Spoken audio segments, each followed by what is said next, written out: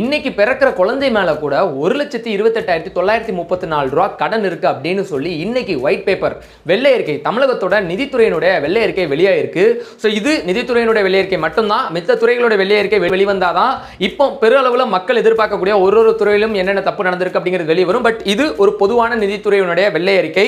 So அதுல என்ன சொல்லியிருக்காங்க அப்படிங்கிறத இந்த வீடியோவில் பார்க்க போறோம். கண்டிப்பா வீடியோ பெரிய வீடியோ இருக்கும், 2 வீடியோவா வரும். ஸோ 2 வீடியோவும் கண்டிப்பா பாருங்க. வீடியோக்குள்ள போகலாம். வீடியோக்குள்ள போறதுக்கு முன்னாடி நீங்க நம்ம சேனல் பார்த்தா ஃபர்ஸ்ட் பார்க்குறீங்க, இன்ஸ்டா ஃபேஸ்புக்ல பார்த்தீங்கன்னா ப்ளீஸ் ஃபாலோ பண்ணுங்க, யூடியூப்ல பார்த்தா ப்ளீஸ் சப்ஸ்கிரைப் பண்ணுங்க. Let's go to the video.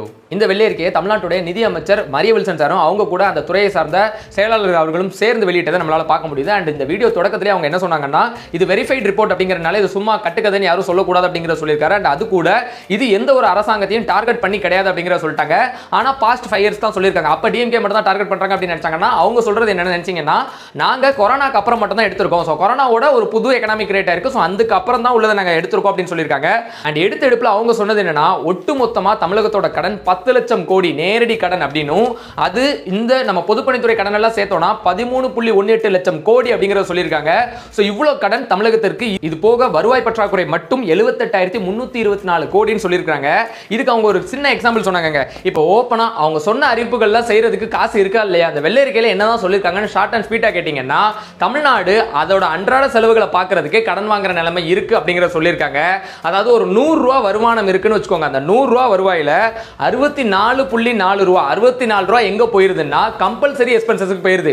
இந்த கம்பல்சரி எக்ஸ்பென்சஸ்னா என்ன சார் அப்படின்னு கேட்டாங்கன்னா, அவங்க சொல்றது என்னன்னா, வட்டி கட்டணும். அதாவது நம்ம வாங்கி வச்சிருக்க கடனுக்கு மட்டுமே நம்ம எவ்வளவு வட்டி கட்டுறோம் தெரியுமா? ஒரு ஆண்டுக்கு 67,000 கோடி ரூபா கட்டிட்டு இருக்கோம். 67,000 கோடி. ஸோ இதுல இந்த 64% வட்டி போயிருது. அது கூடவே நம்ம அரசு ஊழியர்களுக்கு கொடுக்க வேண்டிய சம்பளம், அது போக ஓய்வூதியம், அதாவது பென்ஷன்ஸ், ஸோ இது எல்லாமே 64 ரூபா பிடிச்சிருது.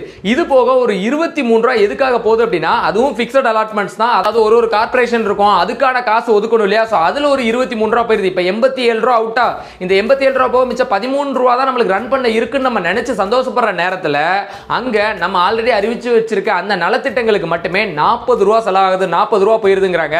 ஸோ ஆல்ரெடி வந்த 100 ரூபாயை தாண்டி 27 ரூபா நம்ம இப்போ செலவச்சாச்சு, 127க்கு போயாச்சு. அப்ப இது போக மிச்சம் எக்ஸ்பென்சஸ்க்கு என்ன சார் பண்ணுவீங்க, அன்றாட செலவுகளுக்கு என்ன பண்ணுவீங்கன்னு கேட்டீங்கன்னா, அதுக்கு ஒரு 18 ரூபா கிட்ட ஆகுதுன்னு சொல்றாங்க. ஒட்டு மொத்தமா பாத்தீங்கன்னா நம்ம 100 ரூபா வருவாய் வந்துச்சுன்னா 145 ரூபா செலவழிக்கிறோம். ஸோ 45 ரூபா எக்ஸ்ட்ராவா செலவழிக்கிறோம். இதனால தான் நம்ம இவ்வளோ கடன் வாங்கி எடுத்திருக்கோம். 60 ஆண்டு காலம் வாங்காத கடனை கடந்த 5 ஆண்டு காலம் வாங்கினதுக்கு காரணம் என்னன்னா இதுதான். ஸோ இப்போ கடன் ஆயிடுச்சு, ஓகே. அவங்க அறிவிப்புகள்லாம் என்ன பண்ணுவாங்கன்னு கேட்டா டைம் எடுக்கும் அப்படிங்கறத சொல்லியிருக்காங்க. அண்ட் இதை நாங்க எப்படி மீட் எடுப்போம்னு ஒரு 6 விதம் சொல்லியிருக்காங்க. உண்மையிலே அதுதான் சூப்பரான விஷயம். அடுத்த வீடியோல உங்களுக்கு நான் சொல்றேன். ஸோ அடுத்த வீடியோ கண்டிப்பா பாருங்க. டிவிகே கவர்மெண்ட் என்ன எடுக்க போகுதுங்கிறத சொல்றேன், அதை பாருங்க. பை.